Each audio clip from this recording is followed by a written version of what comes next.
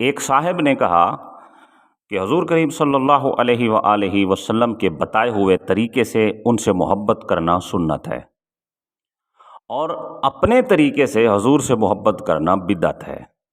یہ اس صاحب نے کہا کہ یہ سمندر کو میں نے کوزے میں بند کر دیا ہے کہ جو شخص سید الانبیاء کے طریقے سے حضور سے محبت کرے تو وہ سنت ہے،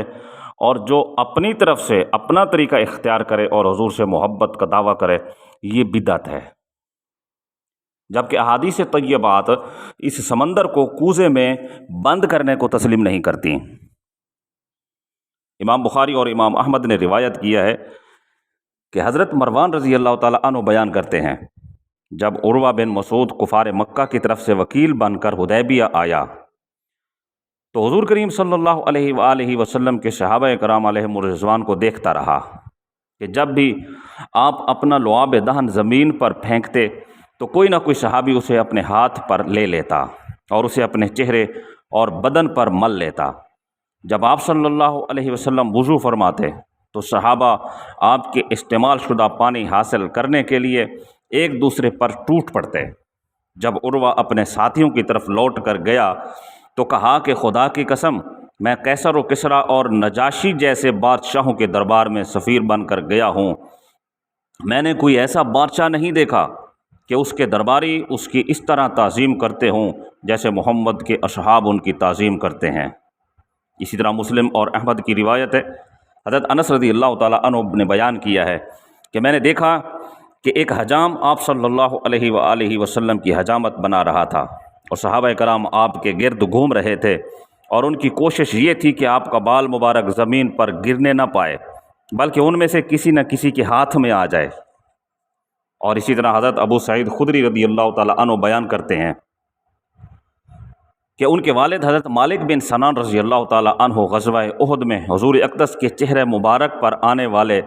زخم کو اپنی زبان سے چاٹنے لگے، جس سے زخم کی جگہ چمکنے لگی۔ ان سے کہا گیا کہ کیا تم نے خون کو چاٹ لیا ہے؟ تو انہوں نے کہا کہ ہاں، میں نے حضور کریم صلی اللہ علیہ وآلہ وسلم کے پاک خون کو زخم صاف کرنے کے لیے چاٹ لیا ہے۔ تو حضور صلی اللہ علیہ وسلم نے فرمایا کہ اس کے خون سے میرا خون مل گیا ہے، اسے دوزخ کی آگ کبھی نہیں چھوئے گی۔ اور اسی طرح حضرت امیر معاویہ رضی اللہ تعالیٰ عنہ کے پاس آپ صلی اللہ علیہ وآلہ وسلم کی چادر مبارک، تہبند مبارک، کرتا مبارک، موئے مبارک اور آپ کے ناخن مبارک تھے۔ جب حضرت امیر معاویہ رضی اللہ تعالیٰ عنہ کا وصال مبارک قریب آیا نا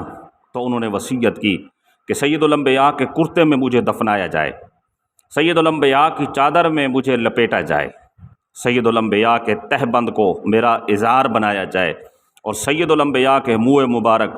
اور ناخن مبارک میں سے کچھ میرے حلق کے گڑھے میں بھر دیے جائیں اور کچھ میرے سجدے والی جگہ رکھ دیے جائیں، پھر مجھ کو دفنا کر اللہ رب العزت ارحم الراحمین کے حوالے کر دیا جائے۔ تو ان تمام احادیث سے یہ بات واضح ہوتی ہے کہ یہ جس انداز سے، جس طریقے سے صحابہ کرام علیہم الرضوان نے سید الانبیاء سے محبت کی ہے، یہ طریقہ سید الانبیاء نے نہیں بتایا تھا، یہ صحابہ کرام علیہم الرضوان کا اپنا طریقہ تھا اور اپنا انداز محبت تھا، جسے سید الانبیاء نے ٹھکرایا نہیں ہے بلکہ اس محبت کو قبول فرمایا ہے۔